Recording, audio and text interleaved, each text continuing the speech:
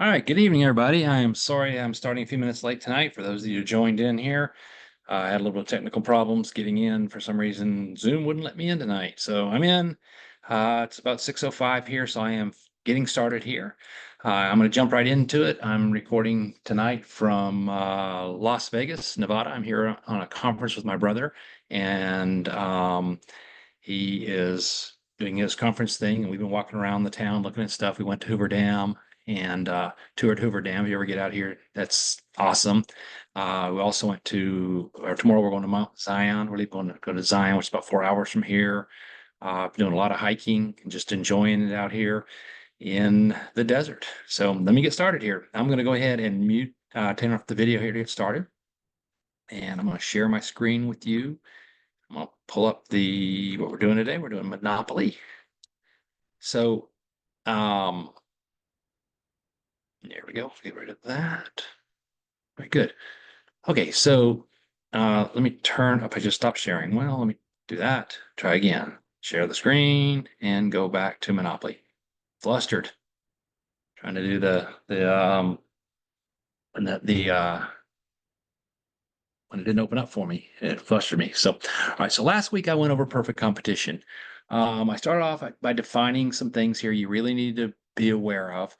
We're going to use these terms interchangeably. We're going to talk about a firm. A firm does this, or a company does this. This would be like, General Motors or Ford or Walmart or, Fat Matt's Rib Shack or any type of individual firm or company.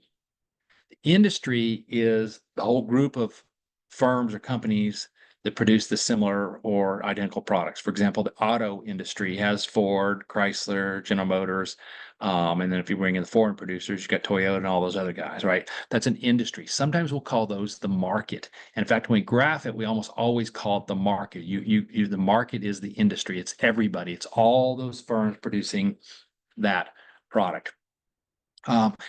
Make a big deal about accounting profits versus economic profits. Remember, accountants don't consider opportunity costs. You're doing a discussion on that, on accounting profits or economic profits, and so you'll get that when you get there. But when we're dealing with these graphs that I'm about to show you, that I showed you last week with perfect competition, I'm about to show you today, we're assuming that average total cost curve, this average total cost curve includes all of the accounting profits.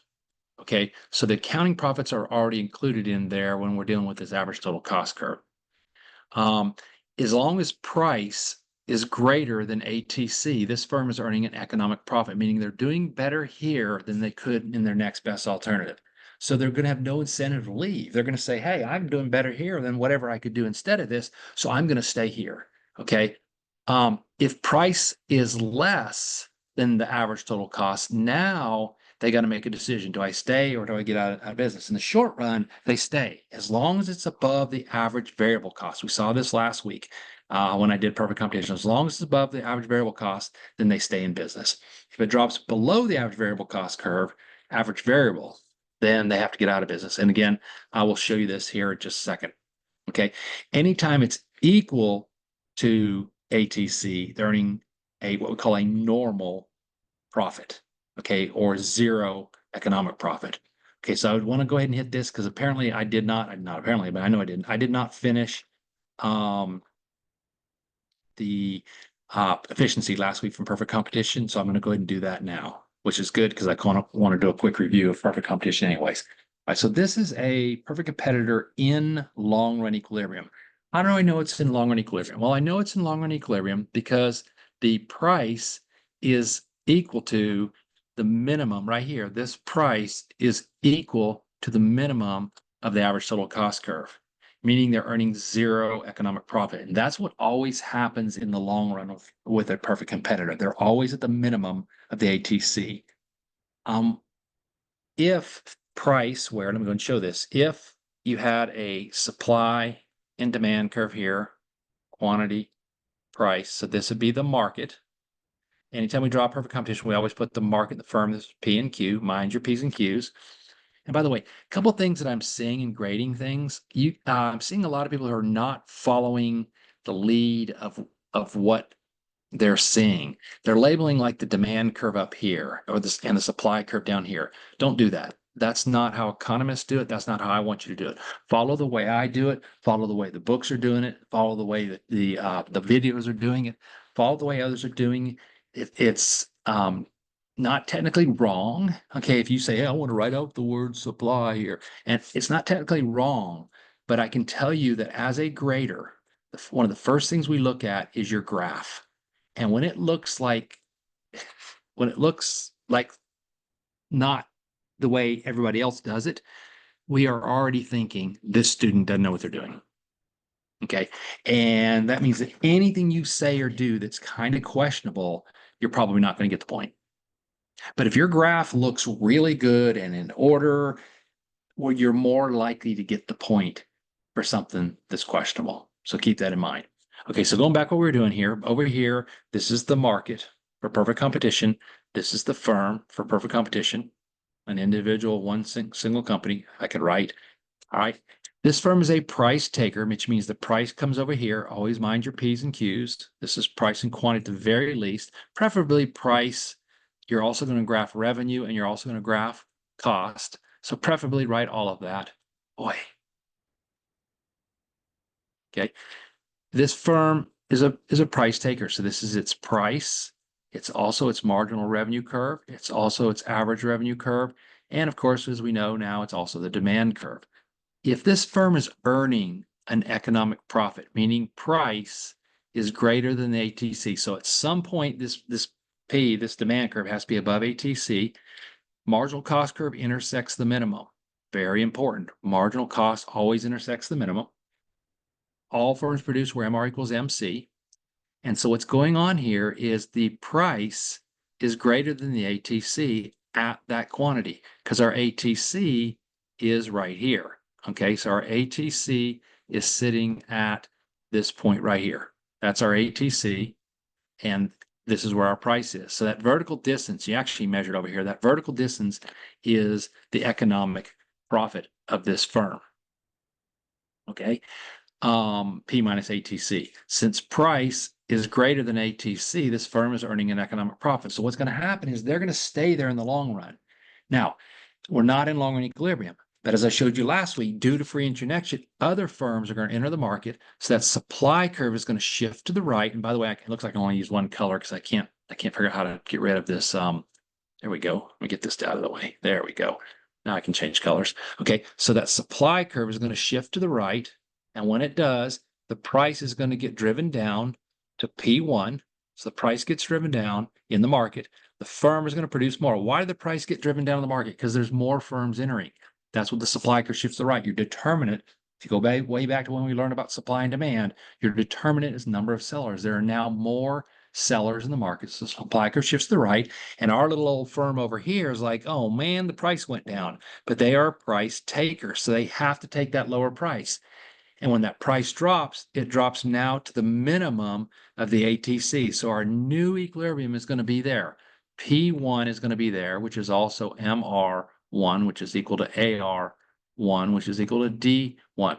They're price takers. They're now earning what we call a zero economic profit. They're going to produce less of the quantity. They're going to go from Q to Q1, and the price is going to drop. But they're now earning what we call zero economic profit, also known as a normal profit. At that point, no firms will enter, no firms will exit. Okay, so that's what we learned last week. Now, what we want to add to that right now is at that point, we say that firm is efficient. And this is why it's called perfect competition. It's perfect competition because it's efficient. From an economic standpoint, it's producing and what we call the allocative efficient. Allocative efficient means we're producing what people want. Okay, it's where price equals marginal cost.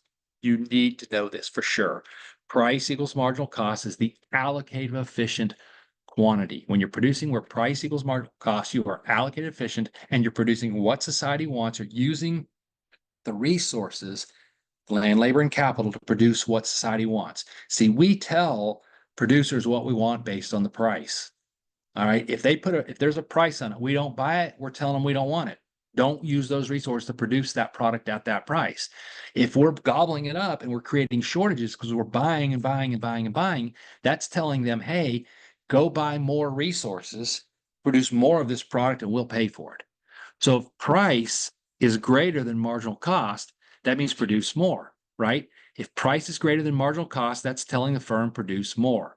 All right. If price is less than marginal cost, that means produce less. So right here in this other example, notice right here, again, price is equal to marginal cost. And in fact, in perfect competition, a perfect competitor is always allocated efficient. It is always producing where price equals marginal cost. So that's another reason why they're called perfect competition, because they're always allocated efficient. We're about to see the imperfect competitors here this week and next week and the following week. The imperfect competitors are not always allocated efficient. But there's another efficiency here. The other efficiency here is what we call productive efficiency. Productive efficiency is when the firm produces in the least costly manner, meaning minimum ATC. So productive efficiency is where price is equal to the minimum of the average total cost curve. And when the price is equal to the minimum of the average total cost curve, that's what we call productive efficiency. That only happens in the long run for a perfect competitor. It does never happens in the short run, because by definition, short run, the price is going to be greater or less. So flip back through, I don't have them here, but because that was last week. But right here, this green dot, price is greater than ATC, so we're allocated efficient, price equals marginal cost, but we're not productive efficiency because we're not at the minimum of the ATC. Okay, so that's efficiency. We're going to see that again here today. When we do in monopoly, we're going to find out why monopolies are so bad and why they have to be regulated and all that other stuff. So, quick review again. In the absence of barriers to entry or exit, anything that's stopping somebody from entering or exiting a industry, in the long run, firms will enter the market seeking profits and they'll exit the market seeking losses. That holds true for everybody. We learned that with perfect competition, and that's why in the long run, perfect competitors will always produce the minimum of the average total cost curve. All right. Today we're going to learn about monopolies. Monopolies are one of the three other imperfect competitors. There's monopoly, which we're going to learn about today, monopolistic competition, and then oligopoly. Okay. There's other imperfect competitors. There's one called a monopsony that we'll learn about in unit. It comes up. I don't remember what the unit is called for us, but that comes up a little bit later on. That's in the factor market. That's in the factors of production. That would be like a monopsony in labor or capital or things like that. Perfect example. Well, I'll get to it when I get there. Now that I'm here in Las Vegas, I just thought a perfect example of monopsony. So, in imperfect competition, output markets are assumed to be constant. In other words, the product markets are assumed to be constant, and a firm will have to lower its price to sell additional units. Let me show you what I mean by that. Okay. Bottom line is that imperfect competitors face a downward sloping demand curve. So monopoly is a downward sloping demand curve. So if they want to sell this quantity right here, this is the price they would charge. If they want to sell a greater quantity, the only way they can do that is by lowering the price. So they have to lower the price to sell a greater quantity. So here we go. Let me continue on with this then. All right. So again, in perfect competition, there were many firms all selling the exact same product. And because of that, each firm is a price taker, has to take the price from the market. And there's free entry and exit. Anybody in, anybody can get out. As opposed to a monopoly where there's going to be a single seller. There's no close substitutes to the product they produce. And because of that, that monopoly is what we call a price maker. So perfect competitors are price takers. They take the price from the market. A monopoly is a price maker. They make the price. They determine the price. Now, they still have that downward slope demand curve. People say, oh, monopolies can charge whatever price they want. No, they can't. Okay. Every one of us, me included, when I was a kid, would get in trouble for leaving the refrigerator door open too long, or leaving the lights on, or leaving the door outside on too long. Why? Because electricity is expensive. And electric company is a monopoly. We have to buy electricity from the electric company. So they are price makers. Now, in reality, they're regulated by the government. But if there was no regulation, they would be price makers, but they still couldn't charge you, you know, um, $1,000 to run a light bulb for a minute. Because if they charge you $1,000 to run a light bulb for a minute, people wouldn't have electricity, right? So they still are faced, even monopolies are faced with this downward sloping demand curve. Okay. Entry to a monopoly is blocked, meaning nobody can get in. It could be that from an economic standpoint, only one of them can exist. Most monopolies that are out there are what we call natural monopolies: the electric company, the gas company, the rapid transit system through Atlanta. Those are all what we call natural monopolies. Only one can exist. If you had two, there aren't enough customers because it costs so much to produce that product. There aren't enough customers to keep two of them in business. Okay. The electric company, believe it or not, even though every one of us uses electricity, there are not enough customers to keep two electric companies in business. One of them would go out of business because the costs of generating electricity are just so astronomically high. They've got an ATC that's way up here. And since that ATC is way up here, they have to have a huge demand. That demand curve has to be way out here. If the demand curve was here, they wouldn't make it. Okay, we'll get to that. Could be that you're the only one that has a technology. It could be that you have a legal barrier like a patent or a copyright, which makes you a monopoly. So there's all sorts of reasons that keeps people from becoming monopolies or entering into markets where there are monopolies. All right, so here we go. Quickly, kind of hit on this already. Monopolies exist because of barriers to entry. One is economies of scale, meaning you got to be really big. Okay, that's what I was just talking about. The natural monopolies like the electric company and MARTA and things like that tend to be natural monopolies. You've got to be really big because of huge costs of production. That's what makes economies of scale. You've got to be big. Remember, you got economies of scale. You'll remember when you learned about the long run average total cost curve, and you're starting to see now why you're learning all this stuff. This stuff all comes back together. As you're going down here, as you get bigger, you're getting economies of scale, right? And because of that what's got to happen is these firms are going to be producing lower on this ATC, where little bitty firms way up here can't make an economic profit. Okay, so that's what we call a natural monopoly. Again, we talk about legal barriers, patents, licenses, drug companies. If I come up, if a drug company comes with a new drug, they can sell that for a certain number of years. They're the only ones that are allowed to sell that for a certain number of years. Could be ownership of resources. This is actually not really legal in the United States. De Beers is a diamond company that owns vast majority of diamond mines. If you look it up, do some research on it, De Beers, they own all these diamond companies. They're not actually allowed to sell their diamonds in the United States. They have to sell their diamonds in another country, and people in the United States have to go to those other countries to buy those diamonds. They're not allowed to sell them directly here in the United States. That's why these people all travel out of the country to buy their diamonds. Okay, so what I'm going to do is I'm going to stop this. I'm not going to stop it, but I want you to go ahead and pause the video, and I want you to fill in all of these blanks. Okay, fill in all these blanks from everything one beyond. And in fact, if there is one, well, there is not. That's going to be a nothing. Those are all going to be nothings because you're going to produce 0 units. So go ahead and fill in these blanks. On a piece of paper, you may have to recreate this. And then what I'm going to do is in 10 seconds, I'm going to give you the answers. So for right now, go ahead and pause the video and turn it back on when you're ready. 8, 7, 6, 5, 4, 3, 2, 1. Okay, you're back now, and let me go ahead and show you the answers to this. Okay, here's your answers. Now, all of this is math that you learned earlier in the semester that you should have been able to kind of at least piece it together. So let me run through these real quick. Okay, total revenue. The best way to get total revenue is to do price times quantity. So 12 times 1 is 12. 2 times 10 is 20. 3 times 10 is 24, and so on and so forth. Okay. Average revenue is total revenue divided by quantity. Average is always a total divided by a quantity.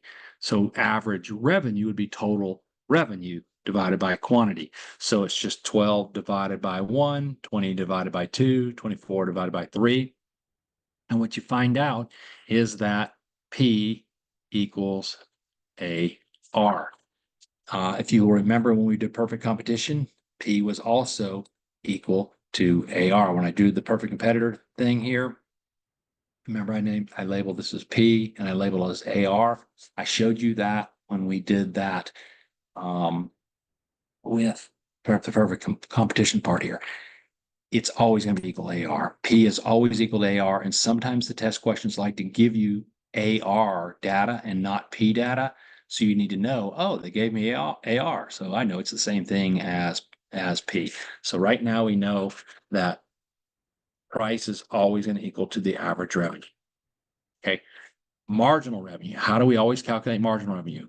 Marginal revenue is always marginal anything is always the change in one thing divided by the change in another. Delta is change. We're talking about marginal revenue. So total marginal revenue. So marginal revenue has to be the change in total revenue. This brought about from the change in from selling another unit. Meaning how much more additional revenue is going to show up in my cash register by selling another unit. All right. So what we have to do to figure this one out is we have to do the change in total revenue here divided by the change in quantity. Well, the change in quantity is always going to be 1. So it's just going to be divided by 1. So that's pretty easy. So the change in total revenue is 0 minus 12 is 12 divided by 1 minus 2. 20 minus 12 is 8 divided by 2 minus 1. So your marginal revenue goes 12, 8, 4, 0, negative 4. Okay. Total cost. Total cost, I gave that to you. Average total cost. Well, how do we always get an average? It's always average is always equal to total divided by quantity. So average total cost is going to be total cost divided by quantity. Well, it's going to be 6 divided by 1, 8 divided by 2 is 4, 12 divided by 3 is 4, and so on and so forth. So you have your average total cost curve here. Marginal cost. Okay, how do we always get marginal? Marginal is always the change of one thing divided by the change in another. So marginal cost, and that since we're dealing with cost, your marginal cost is going to be your change in total cost divided by change in quantities. It's always a change in the total divided by quantity. So it's going to be 6 minus 2. Oops, it's over here. Okay, it's going to be, I was looking at the wrong thing, but it's going to be 6 minus, I wonder why I was wrong. 6 minus 2 is 4 divided by 1 minus 0. This one here would be 12 minus 8, which is 4 divided by 2 minus 1, right? Then our profit. Profit, the easiest way to get it is take total revenue. Where's my total revenue here? 12 minus total cost. So 12 minus 6 is 6. 20 minus 8 is 12, and so on and so forth. That's the best way to get profit. And this is when you know you have profit anytime, you know you have profit anytime price is greater than ATC. So look at this. Look at my price. There's all my prices. Here's all my ATCs. Notice that price is greater than ATC in every spot but here. Here the price is 4 and ATC is 7. So at that point, if you decided to produce 5 units, you would be earning an economic loss of $15 because price is greater than ATC. All right. Now, if you're a monopolist, so let me apply this because this is basically all the data from Monopoly. You don't know that yet. You're about to see that. This is kind of the way this class works. You kind of learn it. If you're processing this as I'm teaching this to you, you'll kind of go, now I get it. I mean, all the stuff we've been learning now is really coming together. And so you're going to be able to see this here in a second. Okay. So monopolist, in order to sell another unit, has to lower its price on that unit and all previous units. So again, you've got this downward sloping demand curve. I showed you this a minute ago. That as you lower the price, you can increase your quantity. So in order to sell another unit, they have to lower the price to increase their quantity. The problem is when they lower their price, the price is getting lower. Q is getting bigger. And as long as Q gets bigger than P is going down, then your total revenue is going to go up. And we've kind of learned this a little bit later on. So you can go back and look at these numbers here and look at the difference between the old and new prices and the old and new quantities and see that information. Here, you can see here that as the price is going down here, let me do this in a different color. As the price is going down here, the quantity is going up here, right? The quantity is going up. But it's just what's happening is price falling faster than Q is going up. If price is falling faster than Q is going up, then your total revenue or your profits are going to start going down. Okay. So we got that. Let's see. So let me show you what this looks like here. So in fact, what you really should be able to do here is you should be able to draw this. So you've got your price and your quantity, got your downward sloping demand curve, and you have your marginal revenue curve that falls at a faster rate. Okay, why did I draw it like that? Well, I'm basically drawing like that because that's how it's supposed to be drawn. But this is my demand curve. You got your P and Q, that's your demand curve.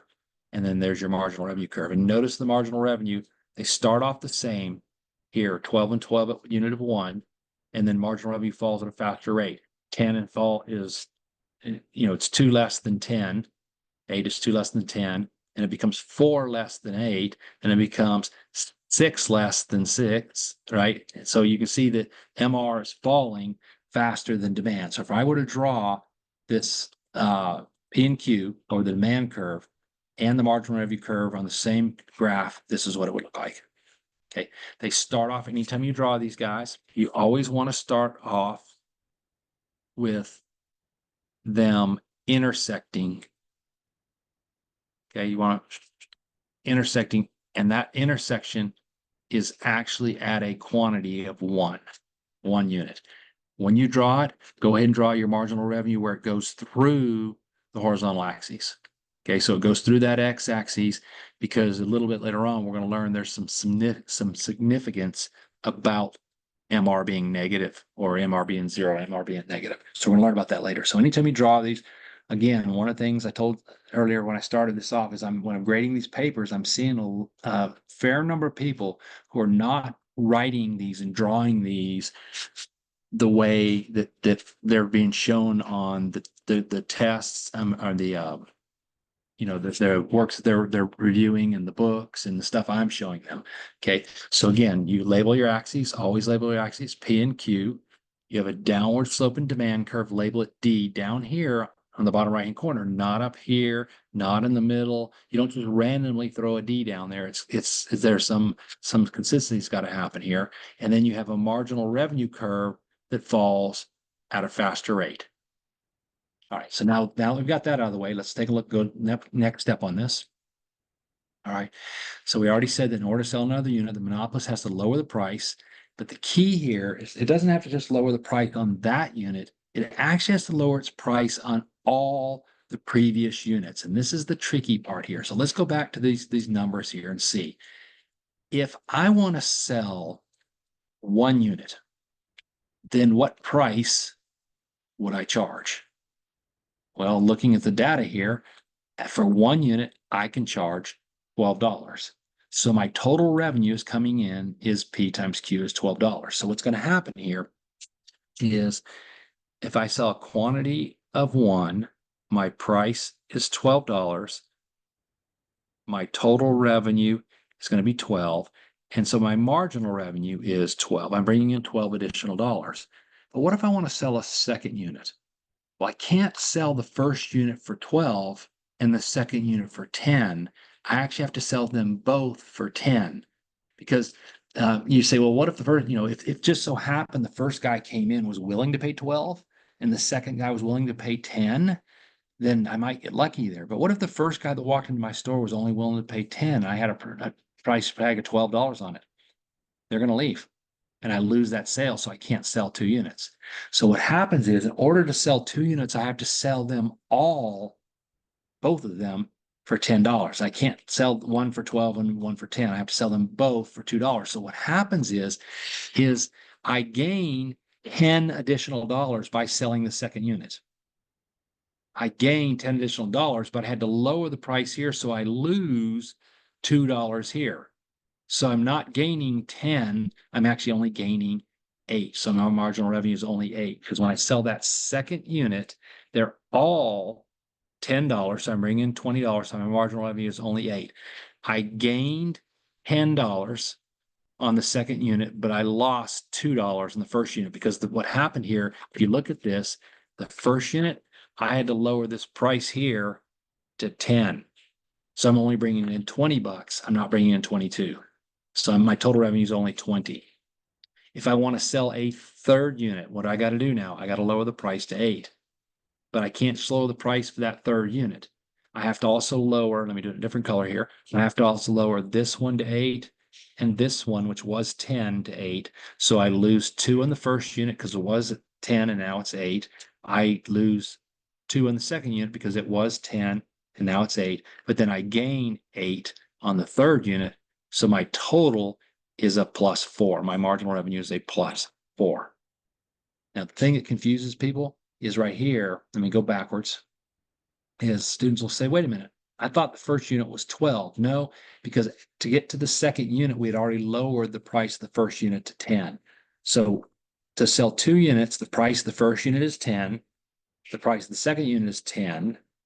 Now to sell a third unit, the price of the third unit is 8, which means I have to lower second unit to 8 and the first unit to 8. So again, I lose 2 in the first unit, 2 in the second unit, but I gain 8 in the third unit. Add those up, I get a additional revenue of cash register of $4. Because what's going on is as we slide down this demand curve here, as we slide this down this demand curve, we're lowering our price to sell a greater quantity, but we have to lower the price on all the units. And because of that, this marginal revenue curve right here falls at a faster rate. And that's how you'll draw monopolies from here on out. You'll draw them with the MR curve falling at a faster rate. Now, you've actually seen this before.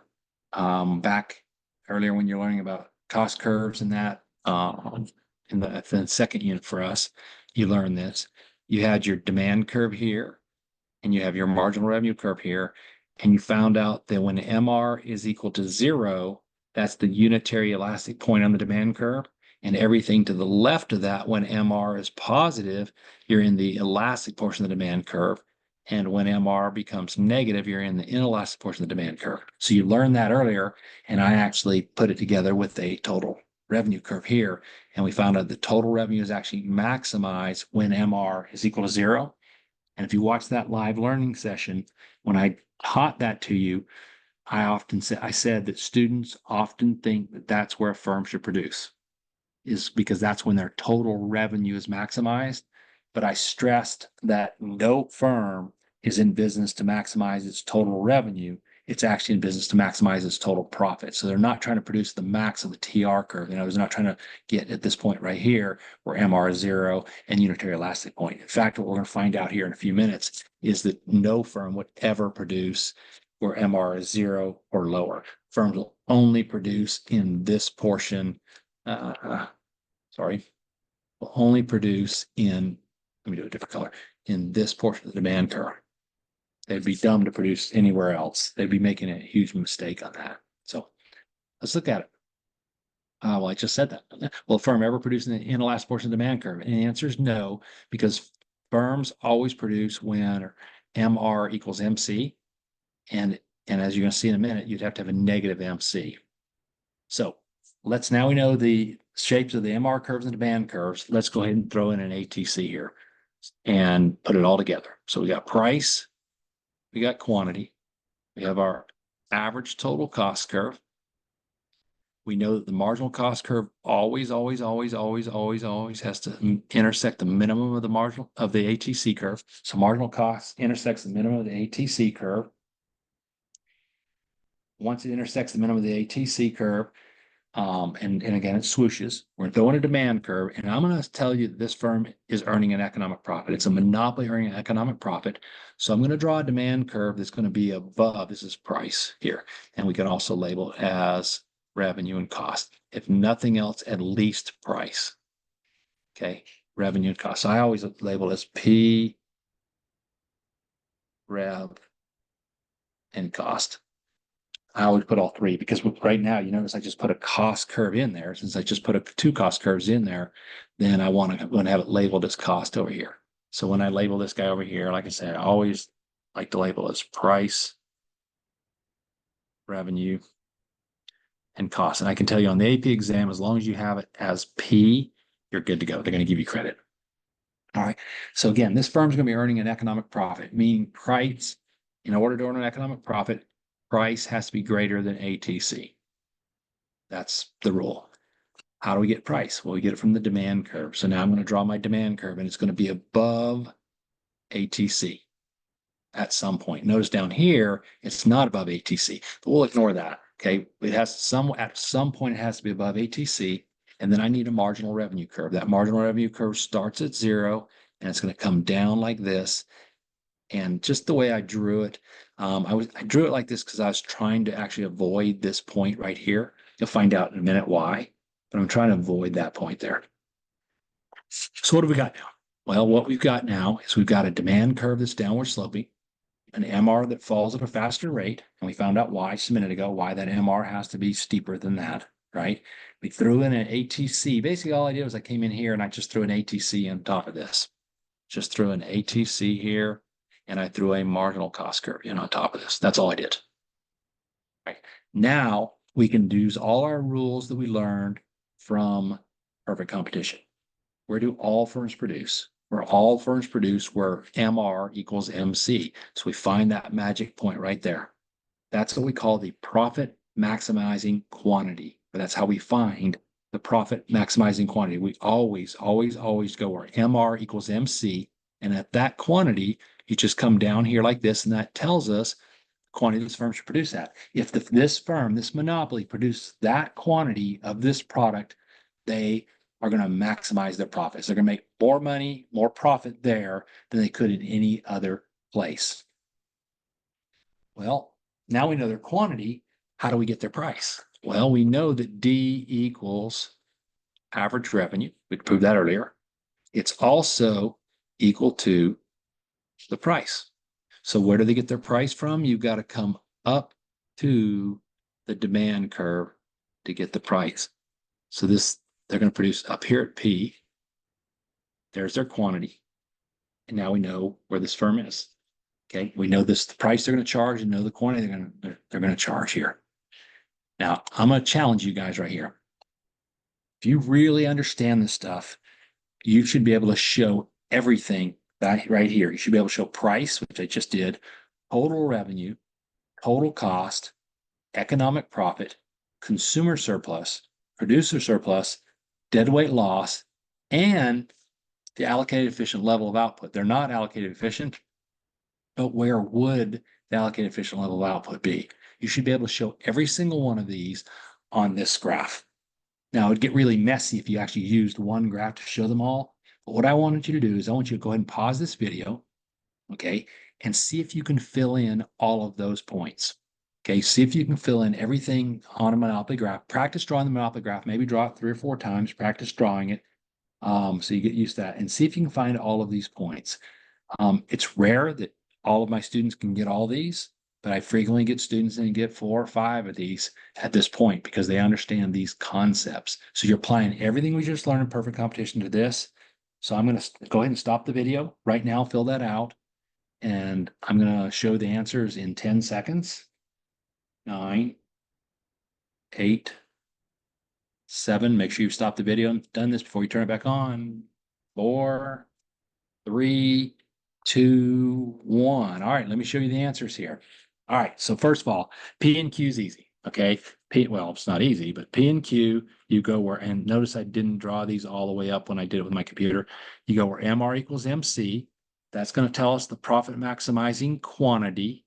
Once we've got that, we go up to the demand curve because this is also where we get price from to get the price.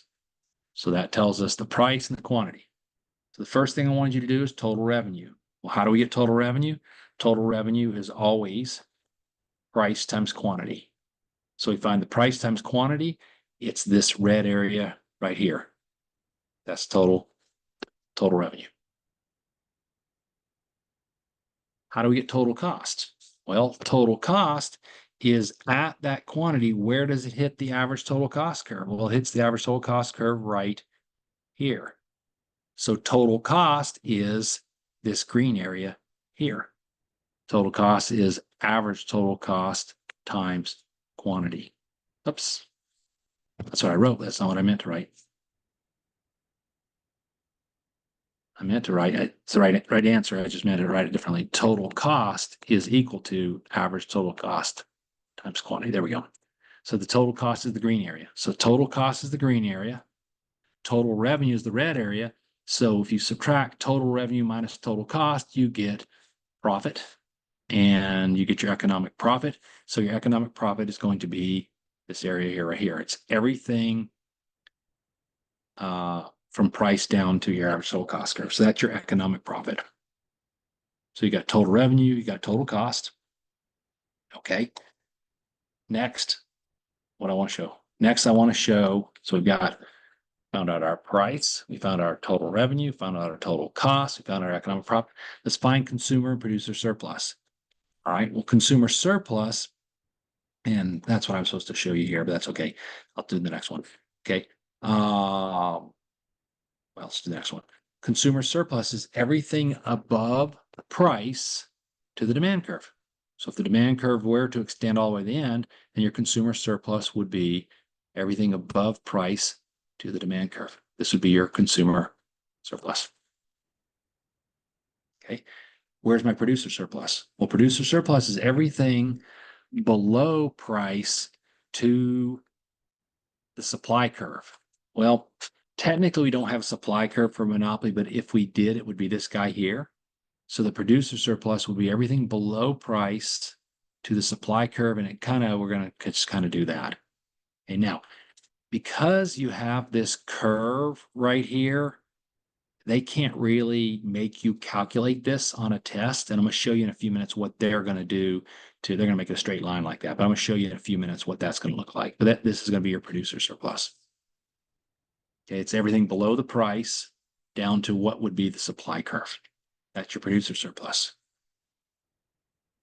What about deadweight loss? Okay, well, deadweight loss is if this were perfect competition, and this is tricky, this confuses students. If this were perfect competition, then this perfect competitor would produce where supply and demand intersect. The perfect competitor would produce right there. That's where society wants us to be. If this were, and this, by the way, is why monopolies are so bad, is because they're never producing at that point. Remember, when price is equal to marginal cost, you're allocated efficient. I started off tonight's presentation with that. You're allocated efficient when price equals marginal cost. And that's where society wants us to be. That's why perfect competition is so perfect, because it produces where price equals marginal cost. Monopolies don't. Monopolies are producing way back here at Q. We want them to be at Q, we'll call it allocated efficient. Q allocated efficient. That's where we want monopolies to be. They're not there. They restrict output. And because of that, they create this area right here, this triangle right here, which is going to be our deadweight loss. So that triangle right there, and I know I told you don't use keys, but I'm going to do it anyways over here to the left because it's going to be hard for me to fit it in there nice.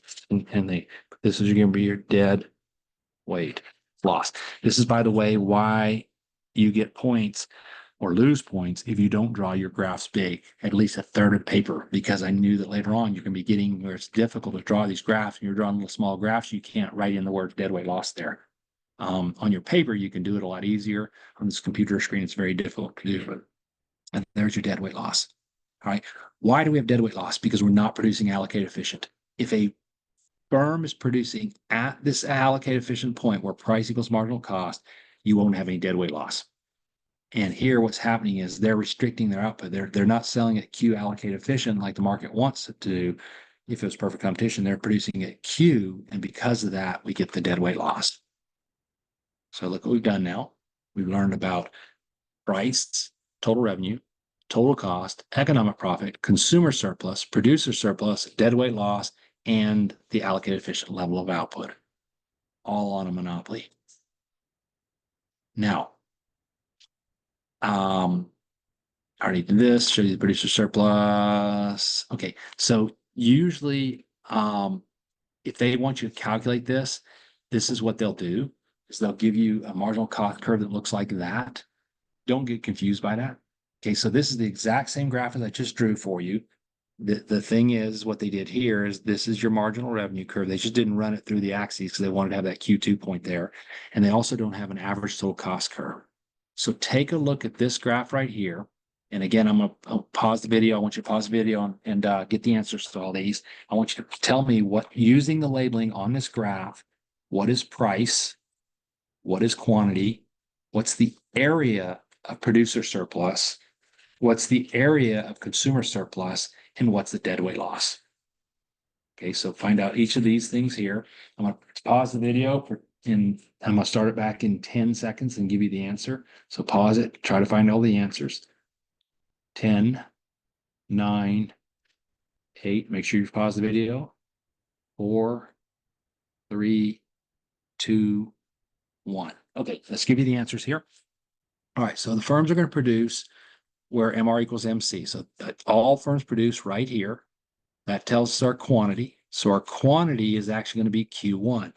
Now, interesting enough, with perfect competition, we usually find the price and then get the quantity, because perfect competitors are price takers. But for monopolies, it's the other way around. They're profit seekers. So they actually decide how many units they want to produce to maximize their profits. So we actually have to do it backwards. We have to get the quantity first. Then we go up to the demand curve to point B here to get the price. So the price is P1. B is not the price or the quantity. B is a point on that demand curve.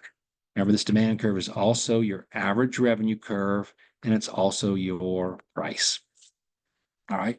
So P1 is price, Q1 is quantity. Okay, where's our producer surplus? Well, producer surplus is everything below price to the supply curve. And you go, wait, there's no supply curve. You have to know that even though monopolies don't have supply curves, this would be their supply curve. Okay, technically they don't have supply curves, they have supply points, and that's for another day, but we'll talk about that later on. So what's the area of the producer surplus? Producer surplus is P1, B, J, F. And you can actually do those in any order. So if you want to do F, P1, B, J, or F, J, B, P1, or B, P1, I would generally start here on the axes, because that's on the y-axis, because most people do that on the vertical axes. Start at P1 or start at F. That's how most people write it. If you write it in a strange order, it's possible that the grader could mess this up. Okay, and I probably shouldn't have done those commas there. Let me take those commas out. It's P1, B, J, F. That's the producer surplus. Okay, where's the producer surplus? Well, the producer surplus is everything above price to the demand curve. So it's A, B, P1. All right, so that's those guys. So if you compare the consumer surplus and the producer surplus of a monopolist to the consumer surplus, producer surplus of a competitor, you're going to see that the monopolist actually steals some of our consumer surplus and gives it to themselves. So let me show you this on a graph here. All right, so we already know what the consumer surplus for the perfect competitor is, or let's look at the consumer surplus for perfect competitor versus consumer surplus for monopoly. For a perfect competitor, this would have been our supply curve. So the consumer surplus for perfect competition would have been A, E, P0. So perfect competition, should appear perfect competition, the consumer surplus is A, E, P0. For a monopolist, it is A, B, P1. Let me do a different color here. It's A, B, P1. So for a monopolist, the consumer surplus is A, B, P1. So notice right off the bat, we're out of luck, man. We lost P1, B, E, P0. We lost all of that consumer surplus. Remember, consumer surplus is the difference between the price that you're willing to pay and what you actually have to pay. And so basically, we're paying more for this product than we want to, and we're getting less of the product because the quantity went from Q2 for perfect competition to Q1 monopoly. So we're getting less of this product at a higher price. And because of that, consumer surplus decreases. One of the questions that you guys had to do for me is they asked what happened to consumer surplus, and you were supposed to mention both price and quantity changing, which is what causes consumer surplus to change. All right.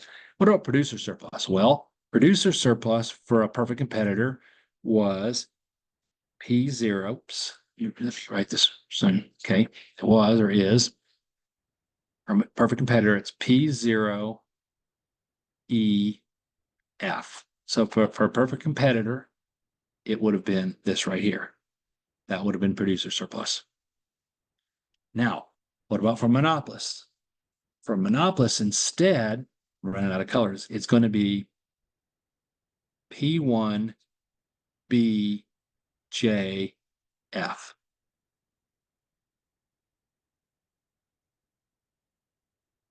Producer surplus is going to be P1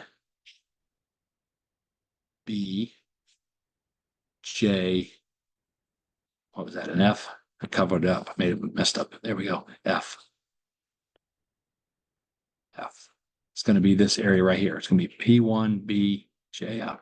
So now notice, you look at that, you go, wait a minute, they lost this triangle. They lost because this was part of theirs. This CEJ was part of theirs and it's gone, but they gained P, B, C, E0. They gained this from us. They stole this rectangle from us.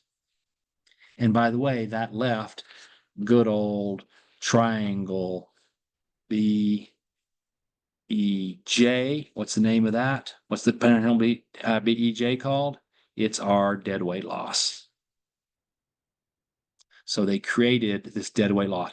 Deadweight loss is a loss of both consumer and producer surplus.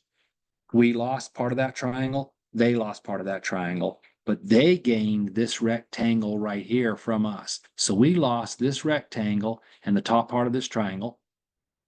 They lost the bottom half of this triangle, but they gained this rectangle. So producer surplus actually grew. Now, you would have to do this math, and depending on the slopes of the supply and demand curves, this rectangle here is going to be bigger than the triangle they lost down here. Because if that wasn't the case, then they wouldn't do it. So the rectangle up here, PB, whatever that was right there, that dot right there is P0 is bigger. That is a C. C is bigger than the triangle they lost here. All right, so that's that. The last thing, they can ask this from a graph, like I've been showing to you. They can also give you a table, like I started off tonight's presentation with, or they can do it as a word problem. They can just give you 2 pieces of data or 3 pieces of data and make you figure this stuff out. You have to be able to calculate marginal cost and total revenue and average total cost and average, all these things that we've been working with for the last 3 or 4 weeks. You have to be able to calculate all these and work through all of these things. Okay. Now, what I'm going to do next week is I'm going to start with a monopoly. If you have a monopolist earning a loss, and then I'm going to get into natural monopolies versus regular monopolies. And we're going to go into a little bit more detail on monopolies next week before I move into the next topic. So have a great evening. Email me if you have questions, and let me find the button to stop here, and we will end the recording for today.